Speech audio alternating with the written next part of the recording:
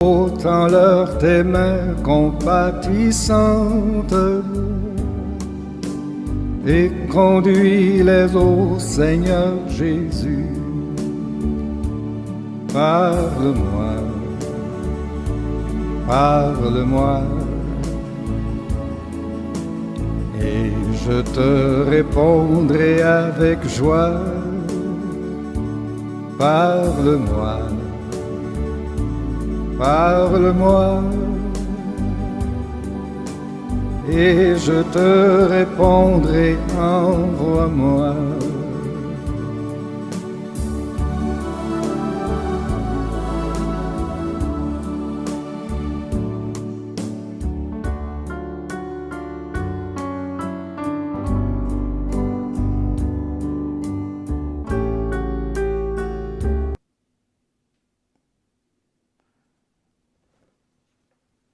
Bien-aimés frères et sœurs, chers amis, messieurs, dames, tous ceux qui auront l'occasion d'écouter cette émission dans le monde entier, nous vous saluons tous dans le nom de notre Seigneur Jésus-Christ.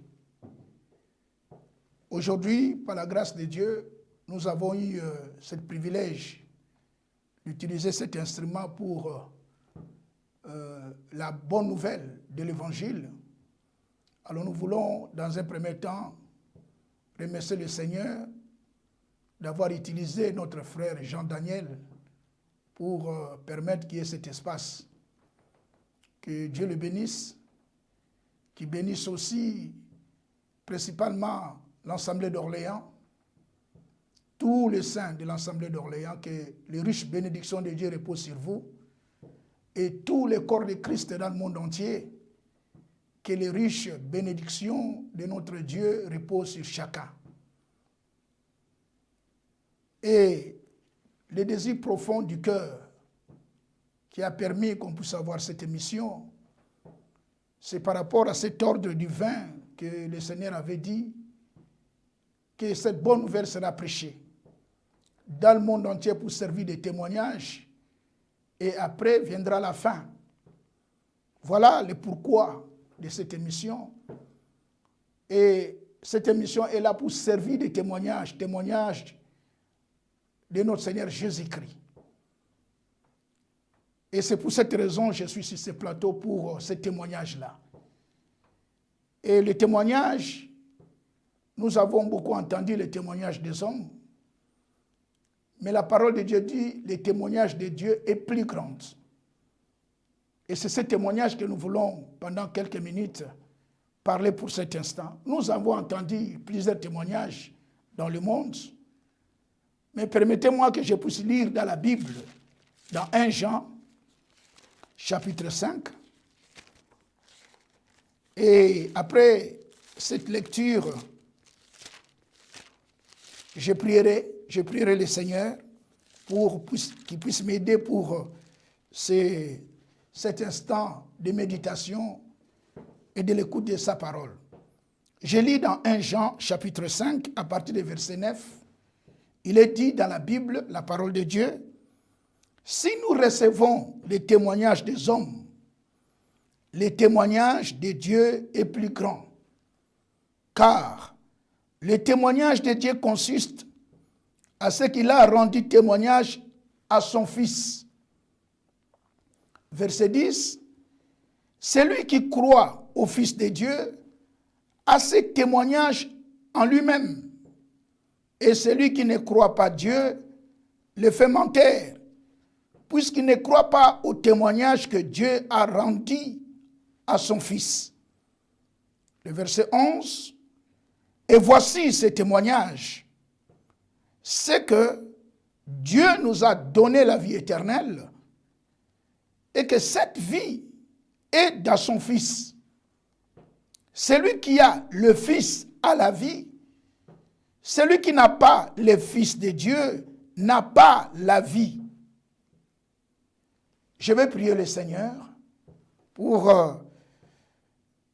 ces moments de méditation qui puissent nous aider tous à bien saisir la pensée profonde qui est cachée derrière cette écriture que nous venons de lire. Bien-aimé Père Céleste, encore une fois, dans le nom de notre Seigneur Jésus-Christ, nous venons humblement à tes pieds, te présentant cette écriture que nous venons de lire. Seigneur, nous sommes là devant toi et nous voulons encore en ce moment t'écouter. Voilà pourquoi nous voulons te demander par ton onction, tu puisses encore nous enseigner, Seigneur, cet après-midi, par ton esprit que tu conduises dans toute la vérité. Tu nous conduises dans toute la vérité. Et je prie pour tous ceux qui prendront part à ce service, ceux qui vont suivre partout dans le monde entier, Seigneur, que toi-même tu puisses ouvrir chaque cœur, que par ta puissance, Seigneur, que tu puisses appeler les âmes qui doivent venir à toi en ce jour. Ainsi nous remettons tout entre tes mains, au nom de notre Seigneur Jésus-Christ, Père. Nous avons ainsi prié. Amen. Voilà, donc, nous venons de lire dans 1 Jean chapitre 5, au verset 9, il nous est parlé clairement que si nous recevons les témoignages des hommes, aujourd'hui c'est le temps où les hommes parlent de leurs exploits, parlent de leurs expériences, aussi bien d'écouter ce qu'un homme a pu expérimenter dans sa vie, mais le témoignage de Dieu est plus grand. Nous voyons beaucoup des églises qui se réunissent. Vous verrez que beaucoup de peuples se réunissent pour écouter des témoignages de ce que Dieu a fait. C'est bien, mais le témoignage de Dieu est plus grand. Et cet après-midi, pendant quelques minutes, nous voulons parler du témoignage de Dieu. Et il dit, car le témoignage de Dieu consiste à ce qu'il a rendu témoignage à son Fils. Dieu a rendu témoignage à son Fils. Et il dit, celui qui croit au Fils de Dieu a ce témoignage en lui-même. Et celui qui ne croit pas Dieu le fait mentir, puisqu'il ne croit pas au témoignage que Dieu a rendu à son Fils. C'est-à-dire tout ce que Dieu parle concernant son Fils, celui qui n'accepte pas cela, la Bible dit, et Dieu dit, celui-là le fait mentir, tu fais Dieu mentir. Si tu ne crois pas à ce que Dieu dit, tu fais Dieu mentir. Et nous ne voulons pas être comptés parmi ces hommes qui ne croient pas Dieu. Par la grâce de Dieu, nous voulons cet après-midi accepter le témoignage de Dieu. Et Dieu n'a pas rendu témoignage à une église. Aujourd'hui, il y en a plusieurs églises, mais nous voulons nous focaliser et s'attacher à ce que Dieu dit. Dieu a rendu témoignage à son Fils. Et l'Écriture dit, au verset 11, et voici ce témoignage, c'est que Dieu nous a donné la vie éternelle et que cette vie est dans son Fils. Donc la vie éternelle est dans son Fils. Alors, maintenant, qui est ce Fils-là? Le Fils-là qui est parlé ici, ce n'est pas tous ces noms que nous connaissons dans le monde entier, mais nous voulons répondre selon les Écritures. Dans Luc chapitre 1, c'est là où on a donné le nom du Fils. Nous sommes dans Luc chapitre 1, et l'Écriture elle-même va rendre témoignage du nom du Fils. Nous sommes dans Luc chapitre 1, à partir de verset. Un instant, je vais trouver le verset. À partir du verset 26, là l'Écriture va nous dire le nom du Fils. Verset 26, il est dit, au 6e mois, l'ange Gabriel fut envoyé par Dieu dans une ville de Galilée appelée Nazareth, auprès d'une vierge, fiancée à un homme de la maison de David, nommé Joseph. Le nom de la vierge était Marie. L'ange entrant chez elle et dit, je te salue, toi à qui une grâce a été faite. Le Seigneur est avec toi. Verset 29. Troublée par cette salutation, Marie se demandait ce que pouvait signifier une telle salutation. L'ange lui dit, ne crains point Marie, car tu as trouvé grâce devant Dieu. Et voici, tu deviendras enceinte. Tu enfanteras un fils. Tu lui donneras le nom de Jésus. Gloire à Dieu. Verset 32. Il sera grand et sera appelé, écoutez, fils du Très-Haut. Il sera grand et sera appelé fils du Très-Haut. Et le Seigneur Dieu lui donnera le trône de David son père. Il régnera sur la maison de Jacob, écoutez, éternellement. Pas une reine limitée, mais éternellement. Et son règne n'aura point de fin. Marie dit à l'ange, comment cela se fera-t-il puisque moi je ne connais point d'homme?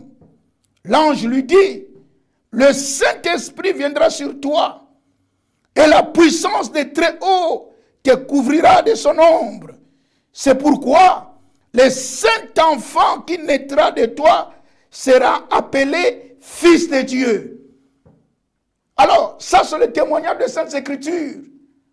Nous retournons dans 1 Jean chapitre 5, parce que là, l'apôtre Jean nous dit clairement que le témoignage de Dieu est plus grand. Dans 1 Jean chapitre 1, dans 1 Jean, excusez-moi, chapitre 5, il dit au verset 11, et voici ce témoignage, c'est que Dieu nous a donné la vie éternelle, et cette vie est dans son Fils.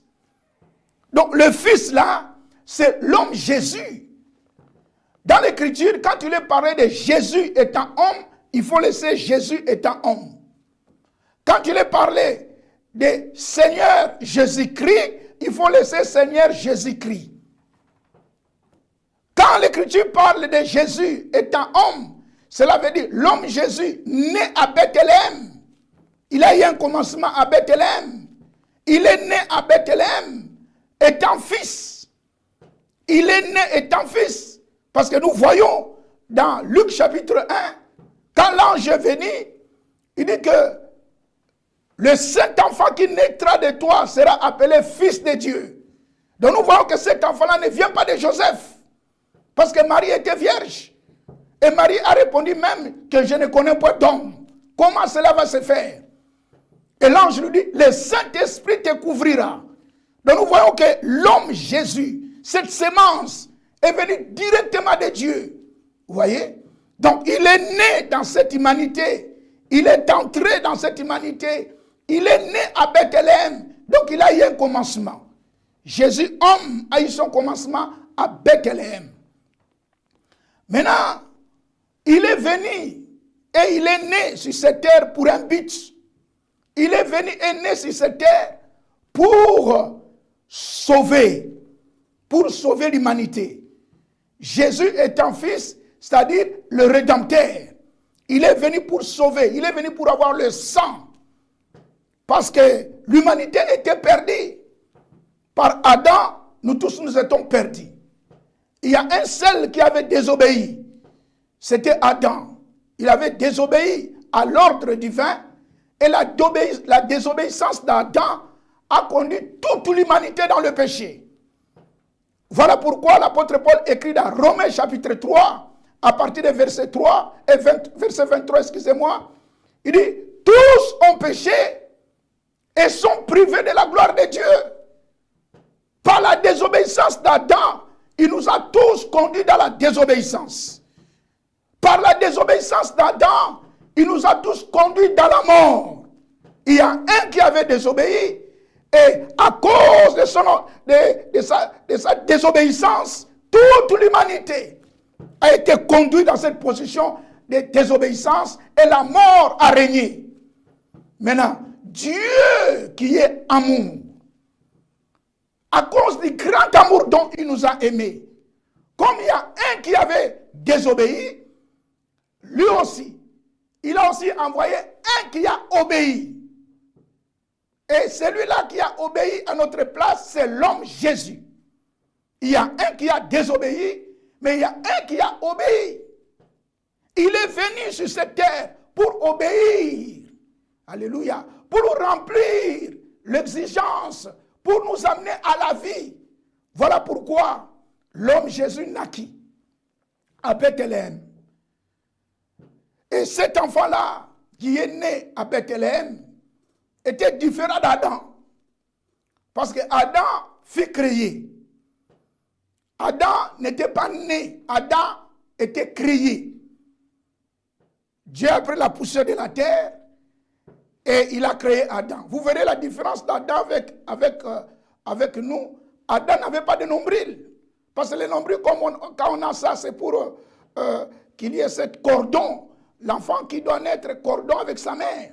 Mais Adam est créé de la poussière. Il a été créé, il a été formé. Voilà pourquoi l'Écriture dit, Adam a été créé à la ressemblance de Dieu. Adam a été créé à l'image de Dieu. Mais Jésus n'était pas créé. Jésus était engendré. Jésus, c'était la semence de Dieu. Alléluia. C'était Dieu lui-même entrant dans l'humanité. Jésus était engendré. Jésus naquit à Bethléem.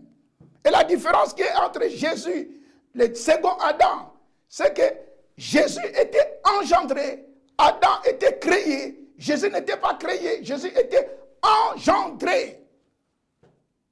Et celui qui est engendré, c'est-à-dire il est la semence de Dieu.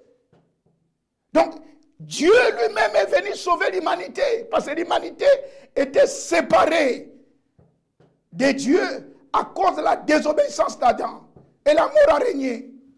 Maintenant, pour que moi et toi, qu'on puisse être réconciliés avec Dieu, bien aimés frères, personne ne pouvait nous réconcilier. C'était pratiquement impossible. Parce que les conditions exigées, personne ne pouvait répondre à cette condition.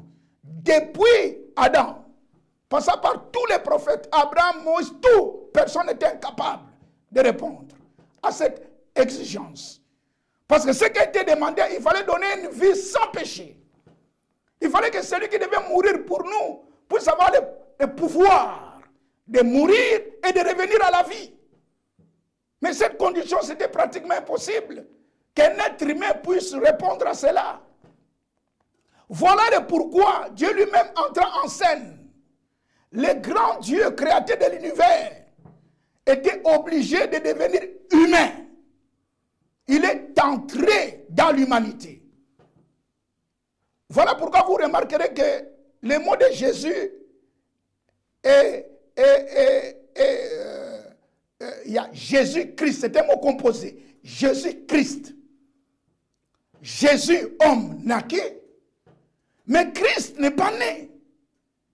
L'Écriture dit, Christ entrant dans le monde. Christ est entré dans le monde.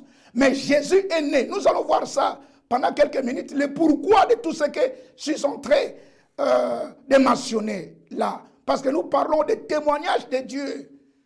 Et le témoignage de Dieu est plus grand. Et le témoignage de Dieu, Dieu l'a rendu à son Fils. Dieu n'a pas rendu témoignage à une église. Non. Dieu n'a pas envoyé une église. Il n'y a nulle part dans l'Écriture, il est mentionné que Dieu a envoyé les catholiques, que Dieu a envoyé les protestants, que Dieu a envoyé les baptistes, que Dieu a envoyé les salutistes, que Dieu a envoyé les témoins. Non, non, non, non, non, non, non, non. Tous les ismes là, ce sont des fabrications des hommes. Mais Dieu n'a jamais envoyé une église. Le cœur de la Bible, Jean chapitre 3, il est dit que Dieu a tant aimé le monde qu'il a donné son Fils unique, afin que quiconque croit à lui ne périsse pas, mais qu'il ait la vie éternelle. Nous voyons qu'il a envoyé son Fils. C'est ça ce témoignage que, par la grâce de Dieu, le Seigneur nous accorde dans cette émission. Durant toute mon émission, bien-aimé, nous allons mettre l'accent sur ce témoignage. Nous allons parler du Fils étant le Rédempteur. Nous allons parler, comme Paul avait dit aux Corinthiens, il dit, en moi, je n'ai pas un autre sujet, c'est seulement Jésus et Jésus crucifié. Et c'est de lui que nous allons parler. Parce qu'il faut qu'il soit entendu. Afin que quiconque croit à lui reçoive le pardon de tous ses péchés. Ainsi, bien-aimés, nous voyons que le monde a été séparé à cause du péché, mais il fallait qu'il y ait la vie, il fallait qu'il y ait la réconciliation Alors, cette réconciliation, ça ne pouvait pas se faire par une église, non. Voilà pourquoi Dieu a envoyé son Fils. Et ce Fils-là que Dieu a envoyé, eh bien, c'était Dieu lui-même devenant humain. Parce qu'il était la sémence de Dieu. Vous voyez? Alors, Paul écrit dans Corinthiens, dans 2 Corinthiens chapitre 5. Écoutez comment est-ce que l'apôtre Paul a écrit. Dans 2 Corinthiens chapitre 5. Paul dit ceci à partir du verset 19. Il dit, car Dieu était en Christ. Dieu était en Christ. Réconciliant le monde avec lui-même en n'imputant point aux hommes leurs offenses. Et il a mis en nous la parole de la réconciliation. Alléluia. Dieu était en Christ. Donc, le corps de Jésus, c'était l'endroit où Dieu pouvait habiter pour accomplir la rédemption. Le corps de Jésus, c'était l'endroit que Dieu avait choisi, qu'au travers de ce corps-là, qu'il puisse avoir le sang pour le pardon de nos péchés. Parce qu'il est dit dans la parole, sans l'effusion du sang, il n'y a pas le pardon de péché. Donc il fallait que le sang soit, coulé. C'était vraiment important que le sang soit coulé. Il fallait le sang. Sans l'effusion du sang, il n'y a pas le pardon du péché. Vous voyez? Alors, Dieu maintenant était en Christ. Pas dans un homme, pas dans une église, non, en Christ. Pourquoi en Christ? Nous avons lu cela. Car Dieu était en Christ, réconciliant le monde avec lui-même. Il était en Christ pour réconcilier le monde avec lui-même. Et la réconciliation, Dieu l'a établie que par son Fils. Voilà pourquoi le témoignage de Dieu est plus grand. Donc Dieu a rendu témoignage qu'à son Fils. Parce que lui-même était en Christ. Dans Colossiens, ça sont les témoignages de l'Écriture. Colossiens, chapitre 2, il est dit au verset 9, car en lui, c'est-à-dire en Jésus, car en lui habitait corporellement toute la plénitude de la divinité. C'est-à-dire dans l'homme Jésus, c'était l'homme Jésus, c'était le tabernacle.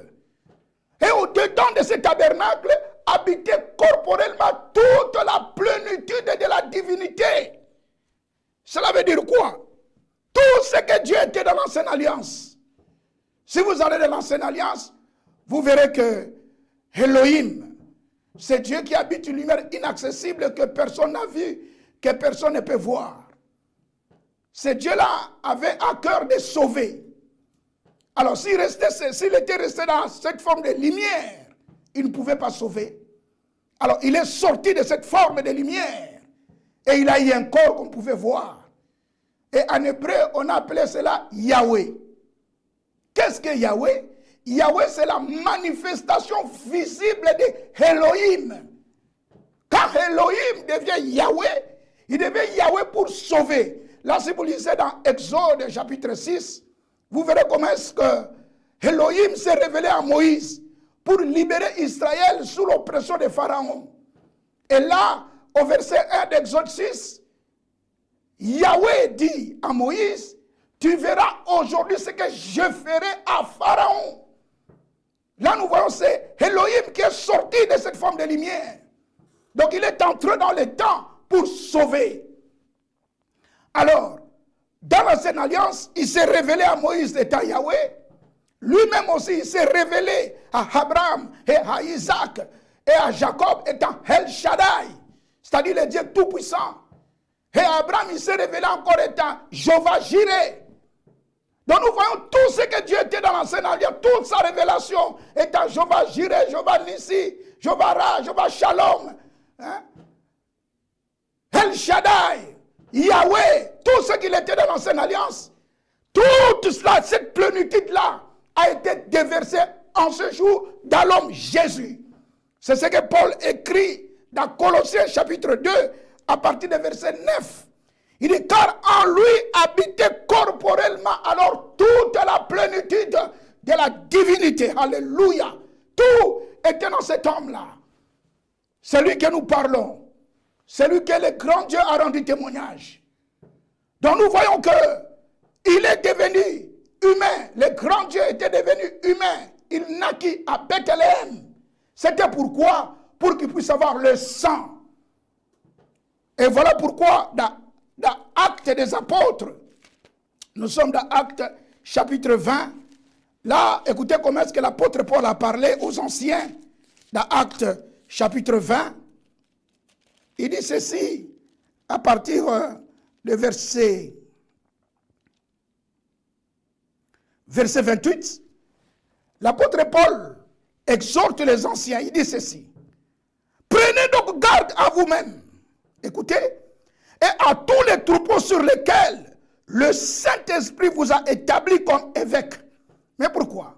Pour paître l'église du Seigneur, virgule, qui s'est acquise par son propre sang. Ah, l'église du Seigneur, l'église de Dieu, qui s'est acquise de son propre sang. Quand est-ce que Dieu a eu le sang? Parce que Dieu est esprit. Jean chapitre 4, à partir du verset 24, je crois, l'Écriture dit, Dieu est esprit. Maintenant, étant esprit, comment est-ce qu'il pouvait sauver? Comment est-ce qu'il pouvait avoir le sang? Il fallait qu'il devienne humain. Voilà pourquoi il a naquit. Il est né. Alors, il est né dans le monde. Il est venu pour sauver. Maintenant, dans cette attribut, dans cette dispensation, étant sauveur, il faut le laisser dans cette dispensation-là. Voilà pourquoi l'homme Jésus, c'est le Rédempteur. Mais cet homme Jésus-là, c'est lui le Seigneur. Et l'apôtre Paul dit dans Actes, nous vous prêchons Jésus-Christ étant Seigneur. Donc c'est Jésus-là, c'est lui le Seigneur. En d'autres termes, c'est Jésus-là, c'est lui le Yahweh. Le Yahweh de l'Ancien Testament, c'est lui Jésus dans le Nouveau. Donc il est devenu humain pour avoir le sang. Parce que sans l'effusion du sang, il n'y a pas le pardon des péchés. Voilà pourquoi le grand Dieu du ciel naquit. Et il faut laisser Jésus, quand on dit Jésus homme, laisse Jésus homme. Maintenant, quand on dit le Seigneur Jésus-Christ, le Seigneur Jésus-Christ, c'est Dieu manifesté dans la chair. Voilà pourquoi il pouvait dire à Israël, notre Seigneur, il dit, mais celui qui m'a vu, a vu le Père. Parce que le Père est à moi. Voyez? Les Juifs, quand ils ont entendu que Jésus leur a dit, mais pourquoi vous voulez me lapider? À cause des œuvres que j'ai faites. Parce que je vous ai dit que je suis fils de Dieu. Quand Jésus a dit qu'il est fils de Dieu, les Juifs ont ramassé des pierres pour les lapider. Maintenant, on demande aux Juifs, mais pourquoi vous voulez les lapider? Il dit, nous voulons les lapider parce que lui qui est un homme, il se déclare Dieu. Le Fils de Dieu, en hébreu, c'est Dieu manifesté dans la chair. Dieu était devenu homme pour avoir le sang, pour racheter l'humanité. Voilà, bien-aimés frères, voilà, amis, voilà, messieurs, dames, toi qui as pris, tu as eu la possibilité d'écouter cette bonne nouvelle. Aujourd'hui, en Jésus-Christ, Dieu nous a déjà réconciliés. Et c'est ce que nous avons lu dans 2 Corinthiens chapitre 5, que Dieu, c'est-à-dire Elohim, était en Christ. Mais pourquoi? Pour réconcilier le monde avec lui-même. Écoutez, quand il est venu réconcilier, l'Écriture dit, il n'est pas venu pour imputer, non. Aujourd'hui, il n'est pas là pour condamner, non. Aujourd'hui, il est là pour sauver. Il est là pour nous réconcilier à lui-même. Nous qui étions séparés par Adam, mais lui-même est venu nous réconcilier. Et celui qui accepte ce témoignage, que Dieu était devenu homme pour lui donner le pardon, la réconciliation. Quand vous acceptez ça dans votre cœur, l'Écriture déclare que vous êtes sauvés et que vous êtes réconciliés. Voilà pourquoi nous voulons parler de ce témoignage. Parce que le témoignage de Dieu est plus grand. Les témoignages des hommes, bien, on écoute, mais ça donne quoi? Mais le témoignage de Dieu, quand il reçoit le Fils, alléluia, dans 1 Jean chapitre 5. Écoutez comment est-ce que l'apôtre a dit. 1 Jean chapitre 5, verset 11. 1 Jean chapitre 5, verset 11. Il dit ceci. Et voici ce témoignage. C'est que Dieu nous a donné la vie éternelle. Bien-aimé, la vie éternelle, ce n'est pas un homme qui peut te le donner. L'Écriture dit dans Job chapitre 14, à partir du verset 1, il dit l'homme né de la femme, sa vie est courte. Ça c'est la vie humaine. Nous tous, nous sommes nés de la femme. Et nos vies sont courtes. Et l'Écriture va plus loin. Il dit, sa vie est courte et sans cesse agitée. C'est une vie instable. Et nous sommes témoins de cela. Aujourd'hui, ça va. Et le lendemain, ça ne va pas. Aujourd'hui, malade. Regardez cette vie-là. C'est une vie d'instabilité. Et c'est ce que l'humanité aujourd'hui nous donne que des choses instables. Ce n'est pas un endroit où tu peux poser ton âme calmement. Il n'y a pas longtemps, on marchait calmement. Regarde aujourd'hui, tous avec des masques. Ça, c'est l'instabilité de l'humanité. C'est la vie humaine. L'homme né de la femme, sa vie est courte et sans cesse agitée. Mais il y a quelque chose de capital que nous voulons souligner. Le grand Dieu créateur qui a créé l'univers, qui a créé les étoiles, qui a créé le monde et qui t'a créé. Ce Dieu-là ne veut plus rester seul. Parce que dans l'Écriture montre qu'il était seul. Seul, il a tout créé, seul. Mais Dieu ne veut plus être seul. Dieu ne veut plus, il ne veut plus ça.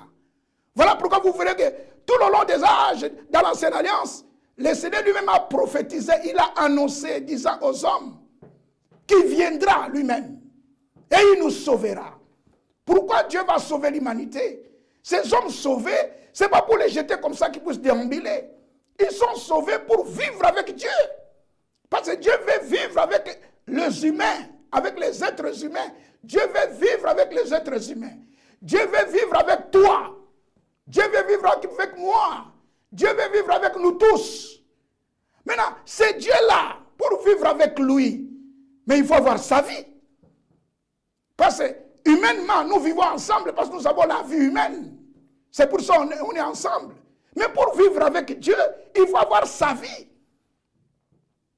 Et mais c'est Dieu-là, sa vie, c'est la vie éternelle.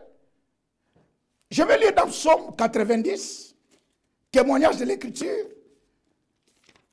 Oh, que Dieu soit loué, qui bénisse notre frère Daniel pour ce privilège, cette possibilité que Dieu l'a accordée, qu'on puisse utiliser cet espace pour l'évangile. Que Dieu te bénisse, frère. Donc, dans Psaume 90, là nous avons le témoignage de Moïse, serviteur de Dieu. Écoutez comment est-ce qu'il a parlé ici, parlant de notre Dieu. Nous sommes au verset 1. Prière de Moïse, homme de Dieu. Il dit, Seigneur, tu as été pour nous un refuge de génération en génération. Mais écoutez le verset 2. Avant que les montagnes finissent et que tu eusses créé la terre et le monde, d'éternité en éternité, tu es Dieu. Notre Dieu est éternel. Voyez? Maintenant, ce Dieu éternel ne veut plus vivre seul.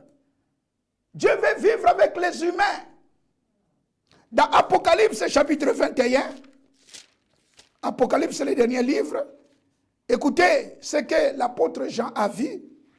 Nous sommes dans Apocalypse chapitre 21. Il dit au verset 2, et j'ai vu descendre du ciel d'auprès de Dieu, la ville sainte, la nouvelle Jérusalem, préparée comme une épouse qui s'est parée pour son époux. Verset 3. Et j'ai entendu du trône une forte voix qui disait, voici le tabernacle de Dieu avec les hommes. Ah, tabernacle de Dieu avec les hommes. Écoutez la suite du verset. Il habitera avec eux, et ils seront son peuple, et Dieu lui-même sera avec eux. Remarquez ici que le Dieu éternel va vivre avec les hommes et les êtres humains. Ces êtres humains qui ont la vie courte. Ils vont vivre avec Dieu. Maintenant, bien-aimés frères, nous allons maintenant pour chuter. Pour vivre avec Dieu, il faut avoir sa vie. Et la vie de Dieu, tu n'auras pas ça dans les études. Tu peux avoir bac plus combien, je ne sais pas s'il y en a combien. S'il y en a même plus 100, tu peux avoir cela. Mais tu ne peux jamais en aucun cas, tes bacs ne peuvent pas te donner la vie éternelle. L'argent ne te donnera pas la vie éternelle. Tout ce que tu fais ne te donnera jamais la vie éternelle. Un être humain, un pasteur, ne te donnera pas la vie éternelle. Voilà pourquoi nous respectons les hommes de Dieu, mais ce ne sont pas eux qui sont notre absolu, parce qu'ils ne peuvent rien. Un homme ne peut jamais te donner la vie éternelle. Voyez? Alors, ce Dieu qui a le projet de vivre avec toi, lui-même a décidé, lui-même a trouvé les moyens de te donner sa vie. Voilà pourquoi, par la prédication de la parole, et nous voulons dire comme les apôtres, nous vous prêchons la vie. La vie qui est auprès du Père. Et cette vie-là, c'est un être humain. Un jour, Pilate demande à Jésus, mais qui est-il? Jésus pouvait répondre. Il dit, je suis la vérité. La vérité, c'est une personne. Je suis la vie. La vie, c'est une personne. Et je suis le chemin. Le chemin, c'est une personne. La vie, c'est Jésus. Alléluia. Et Dieu a tant aimé le monde qu'il a donné cette vie. Afin que quiconque croit, quiconque reçoit cette vie, ait la vie éternelle. Vous voyez? Alors aujourd'hui, par cet instrument que Dieu nous a donné à utiliser, c'est l'occasion pour toi que cet évangile te parvienne. Accepter Jésus de tout ton cœur. C'est seulement en lui qu'il y a la vie éternelle. Et Dieu veut vivre éternellement avec les êtres humains. Et regardez les moyens qu'il a prévus pour que moi et toi, qu'on puisse expérimenter l'éternité. Qu'est-ce qu'il a prévu comme moyen dans Jean chapitre 5? Nous sommes dans Jean chapitre 5. L'évangile de Jean chapitre 5. Il est dit ceci à partir des versets 24, verset 24. Il dit, en vérité, je vous l'ai dit, celui qui écoute ma parole et qui croit à celui qui m'a envoyé, écoutez, a la vie éternelle et ne vient point en jugement, mais il est passé de la mort à la vie. Celui qui écoute ma parole, cela veut dire la parole de Dieu, pas la parole des églises. Les églises ont leur parole, les pasteurs ont leur parole. Ici, il s'agit de la parole de Dieu. Et la parole de Dieu, ça se trouve dans la Bible. Ce n'est pas un livre de philosophie. La Bible, c'est le livre de la vérité. C'est dans le livre de la vérité que nous trouvons la vérité. Voyez, les hommes ont toujours tendance d'interpréter. Les églises interprètent. Les églises divisent. Voilà pourquoi aujourd'hui nous voyons, il y a des églises qui sont partout divisées. Mais les revenus, nous devons retourner dans ce qui est écrit dans la Bible. Accepter ce que les apôtres ont prêché. Le Seigneur a mandaté des hommes comme nous de nous prêcher cette vérité. L'apôtre Paul a été chargé d'instruire toutes les nations. Quand on dit toutes les nations, que ce soit les Chinois, vous devez écouter Paul. Les Russes, vous devez écouter Paul. Les Américains, vous devez écouter Paul. Les Ivoiriens, les Congolais, vous devez écouter Paul. Il est docteur des nations. Il a reçu le mandat de nous instruire. Alors, toute personne qui s'élève contre les enseignements que nous avons reçus de la part du serviteur de Dieu, Paul, si vous vous élevez contre ça, vous êtes en dehors de la volonté de Dieu. Et c'est ce que nous voulons dire avec beaucoup d'humilité et avec beaucoup de respect. Vous êtes en dehors de la volonté de Dieu. Parce que c'est lui qui a reçu. Il pouvait dire dans 1 Corinthiens, ce que je vous ai enseigné, je l'ai reçu du Seigneur. Si vous opposez à ce que Paul a donné comme enseignement, vous vous opposez de Dieu. Vous vous mettez à l'écart et vous ne vivrez pas éternellement. Pour vivre éternellement, il faut écouter ce que Dieu dit. Et Jésus lui dit dans Jean 5, verset 24, en vérité, je vous l'ai dit, celui qui écoute ma parole et qui croit à celui qui m'a envoyé a la vie éternelle. Et il va plus loin. Il est passé de la mort à la vie et il ne sera point jugé. Voilà ce salut qui t'est accordé en ce jour. C'est d'accepter ce témoignage que Dieu a rendu à son Fils. Et voici ce témoignage. Ce que Dieu nous a, c'est quelque chose qu'il a déjà fait avant qu'on puisse naître. Dieu nous a donné la vie éternelle. Et cette vie est dans son Fils. Celui qui reçoit le Fils de Dieu, celui qui croit au Fils de Dieu, a cette vie. Si vous croyez en Jésus-Christ, vous avez la vie éternelle. Vous avez le pardon de tous vos péchés. Et je termine dans Romains chapitre 9, c'est là où je vais terminer. Et après cela, je vais prier. Dans Romains chapitre 9, Romains chapitre 10, excusez-moi, Romains chapitre 10, il a dit ceci, au verset, Romains chapitre 10, il est dit, au verset 9, il dit, si tu, pas vous, ici c'est individuel, hein? Tu as l'occasion de suivre individuellement aussi, c'est individuel. Le salut n'est pas communautaire. L'écriture de Dieu a tant aimé le monde qu'il a donné son Fils unique afin que quiconque